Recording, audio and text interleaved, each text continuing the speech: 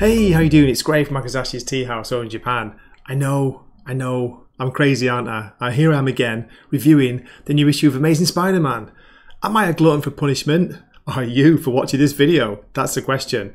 Okay, it's issue 29, Legacy 923. Came out today, Wednesday, July 12th, and it's priced at $3.99. As you all very well know, it's still written by Zeb Wells, and this time we've got art by Ed McGuinness on pencils and Mark Farmer doing the inks. So, what you want to know is it any good? Is it worth buying? Is it worth reading?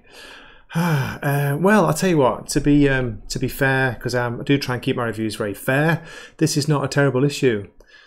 It's pretty good. It's pretty decent.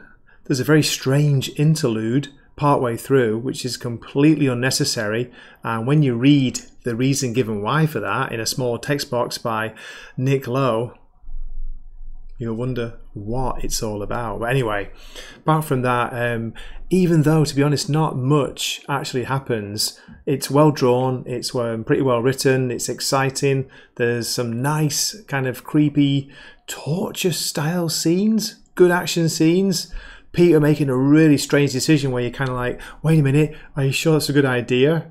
And some really nice art pages which I've highlighted in my story summary coming up. So yeah, it's an improvement, believe it or not, but it's nothing great.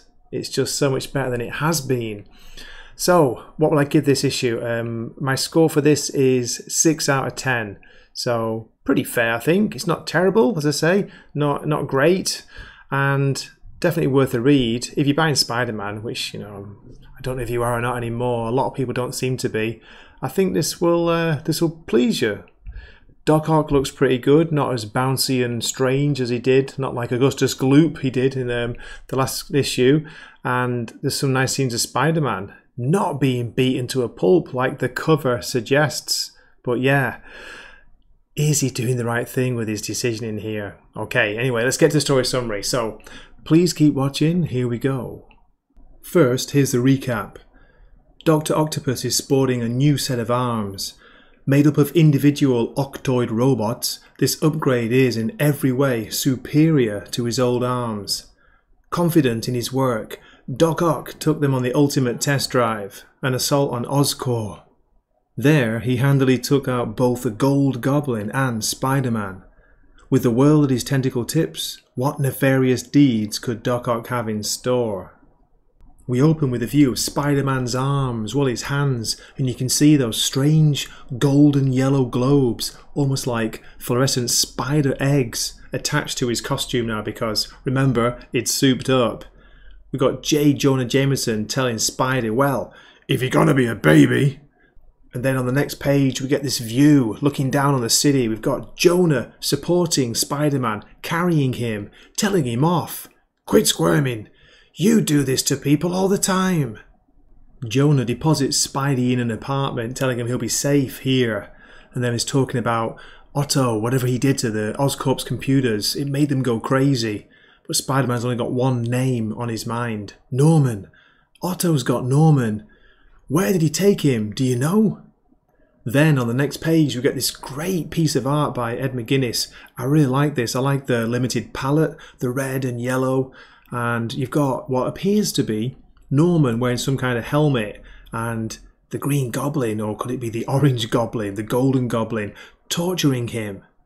That's enough. It's Doc Ock. And then we see it is Norman. The helmet's removed. Norman asks what Doc's doing to him. What's happening is Doc Ock is forcing his own memories on Norman of the times he was attacked when Norman was Green Goblin. Otto's demanding revenge, demanding that Norman tell him that, yes, it is I who am shamed.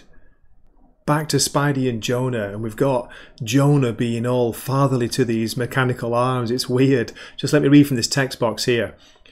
Take it easy on him. Looks like they're tuckered themselves out getting us here. I think they're taking a nap.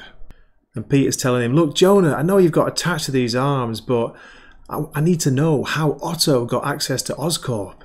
And look closely at the arms. What exactly are they doing in the body part? Suddenly the arms go for Spidey. They seem to be attacking him. Get these things off me.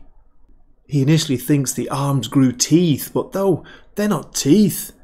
Ah, yeah, says Spider-Man. I think it must be the spinal interface. I think it wants to connect with me. Now, are you sure this is a good idea? Okay, next we're treated, in inverted commas, to a strange 2-page interlude.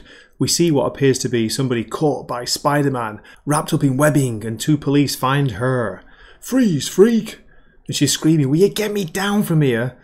Next to her hanging there's a notice saying, with a very weird spelling, you're welcome. The woman who's wrapped up in the spider webbing says she's a dog walker, not a criminal. And then the next page we get this reveal. It's Rec Rap. Don't ask, because I don't even want to know. A little text box from Nick Lowe editor says, it's just an excuse basically because Ed wanted to draw him and we wanted to remind readers that he exists. I'd already forgotten. Okay, let me jump ahead a few pages back to Peter and Jonah, and we have Peter thinking carefully about what he's about to do. He's going to put on Otto's old mechanical arms. Now, I've not been reading Spider-Man for a long time, as I've talked about before. You know, it's been years since I've been reading it. So, has this happened before? Please let me know in the comments. Has he worn the arms before? Has he tried to, you know, merge or like link up with them? He puts them on. Click. Jonah asks if he feels anything. First of all, Peter says it kind of tickles. But then, it suddenly looks like it gets bad. We've got Peter screaming. Jonah's angry at him. Cut that out. Oh, this feels weird. Wait a minute. It feels like I've missed this. Back to Doc Ock and Norman. We can see Doc Ock is continuing to torture him. He's screaming at Norman, telling him to release the goblin inside of him. But Norman's like saying, no, he's gone. I have changed. Why can't you accept that? And then I don't want to spoil what happens for the ending, but please just let me share this next page with you, this great image. I've got to say, I love this image. Now, if you don't want to know what it is, you don't want a spoiler, it's not really a big spoiler, but it's such a cool image. So stop watching now or skip to the end of my review. Okay? Okay, here we go. I just love this image. Look at this, Spider-Man wearing the arms, who suddenly turned red for some reason, and they look like they fit with him. It's really weird. An octopus isn't the only thing with 8 legs, says Peter. And that's it for the short story summary. I hope you enjoyed that. And here we have the cover, the preview for next issue, which is going to be issue 30 of the Zeb Wells run. I know, right? He's made it to 30 issues, can you believe it? And what I was mentioning before in my review before the story summary is like asking, are you still buying Spider-Man? I know a lot of people have said, you know, they've dropped off, but if you can believe the figures, yet again, they released the figures for May and they're not that accurate, but Spider-Man is on top. It's ahead of Batman yet again, so it's a top-selling title according to these numbers. Just let me make that clear. Now, I think these numbers are taken from a kind of random 300 comic shops from around the world, not just from America, so it just goes to show, but yeah, it seems to be the most popular comic book that's being published at the moment.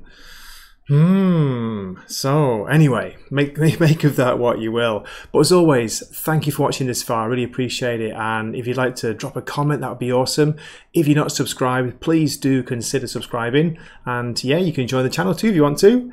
If you want to help a brother out, that'd be awesome. So, what's left to say? This is Gray from Makazashi's Tea House, signing off on this hot and steamy, humid night, saying, Matane.